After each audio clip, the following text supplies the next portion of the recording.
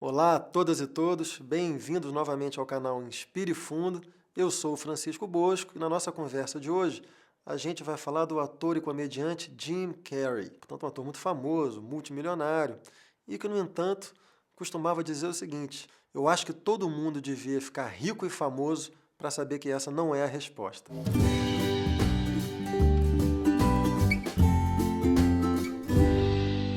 O Jim Carrey, depois de uma carreira extremamente bem-sucedida no cinema, né, com inúmeros filmes de sucesso, então já plenamente reconhecido e provavelmente multimilionário, ele se disse deprimido e bastante infeliz. E passou a se dedicar à pintura como uma resposta a essa situação. Jim Carrey produziu e divulgou um filmete de 6, 7 minutos, sei lá, sobre essa experiência dele como pintor. Ele fala que o que ele ama na pintura é a liberdade. O que ele ama na pintura é a independência. Enquanto que na vida pregressa dele de ator de grandes filmes de massa, na maior parte das vezes as pessoas estavam dizendo a ele o que ele deveria ser, o que ele deveria fazer. Então, muitas vezes, assim, a certa altura da nossa vida, mesmo a gente tendo conquistado grandes coisas, reconhecimento e dinheiro, isso se dá às custas de desequilíbrios e isso se dá também às custas de processos de autorrealização pessoal. O poeta Fernando Pessoa tinha uma tirada interessante que ele dizia que a diferença entre o rico e o pobre é que o pobre ainda não sabe que o dinheiro não vai fazê-lo feliz. O que ele está dizendo é mais precisamente que o dinheiro é apenas um dos fatores envolvidos na produção da felicidade. O fato exclusivo de você ter dinheiro não faz com que você deixe de ter um conjunto de outras questões que são da vida. Bom, dinheiro e reconhecimento, sem dúvida alguma, são dois fatores importantes na constituição de uma vida equilibrada. Mas o próprio processo que leva à alta aquisição de dinheiro e reconhecimento costuma gerar desequilíbrios profundos. Normalmente, pessoas que lutam muito pela obtenção do reconhecimento, nem sempre, mas normalmente, são pessoas que tiveram, em algum momento fundamental da sua formação, uma experiência de falta de amor. São pessoas que em algum momento sentiram que não foram suficientemente amadas, em geral pelos pais. Vejam bem, mães e pais que estão assistindo. Isso não significa que a sua mãe, o seu pai, ou que você como mãe, você como pai, não amaram seus filhos. Mas pode ser que em algum momento o filho tenha feito uma leitura de uma falta fundamental. Esse buraco, a origem dele é uma falta de reconhecimento. Então essas pessoas, elas se constituem em torno desse buraco. Elas se constituem na tentativa de tapar esse buraco. Elas vão fazer de tudo para obter o reconhecimento alheio, porque esse buraco é como um monstrinho no centro do aparelho psíquico, do narcisismo dessas pessoas que demanda comida. No caso, reconhecimento dos outros, né?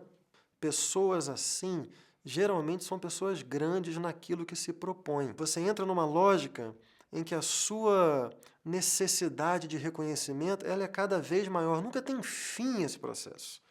Então você pode ser um cara muito famoso e você nunca vai estar satisfeito, você vai estar sempre desejando mais fama, você está preso nessa lógica, e isso também não impede que em cada mínima frustração cotidiana nessa busca por reconhecimento alheio, você sofra.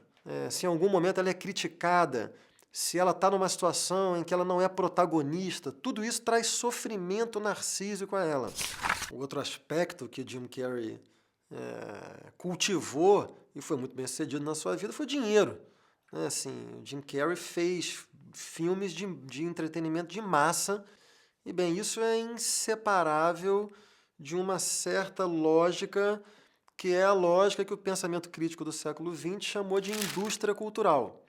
O que caracteriza a indústria cultural é basicamente operar segundo os princípios de repetição, de conforto psíquico, de familiaridade. Então, em larga medida, o que está em jogo na indústria cultural é você dar às pessoas aquilo que elas já sabem. Isso faz com que esse tipo de filme, né, esteja mais próximo de um sistema que é o sistema da publicidade do que do sistema que é o sistema da arte. Muitas vezes há uma zona indistinta ou intermediária ou de interseção entre indústria cultural, de entretenimento e grande arte. O próprio Jim Carrey foi capaz de habitar essa zona em alguns de seus filmes. Eu lembraria aqui de pelo menos dois, um deles o Show de Truman, e o outro, aquele que, se não me engano, em português é Brilho Eterno de uma Mente Sem Lembranças. Né? São filmes que fizeram grande bilheteria, mas são filmes interessantíssimos também, do ponto de vista de formulação estética e de pensamento. O Tom Zé, compositor, costuma brincar dizendo que toda vez que ouve a expressão público-alvo, ele se abaixa com medo de levar um tiro. Ele tem razão. A publicidade, de fato, ela trata o sujeito como um alvo. É tentar identificar desejos do sujeito, ideias do sujeito, medos do sujeito, para desenvolver produtos feitos sob medida para esse sujeito. Portanto, para aquilo que o sujeito já é. A arte, ao contrário, é um sistema que se interessa por aquilo que o sujeito pode ser. É por isso que quando a gente vai ver a obra desses grandes cineastas, grandes pintores, grandes músicos, grandes escritores, tem um certo desconforto envolvido nisso. Aquilo tira você da sua zona de conforto.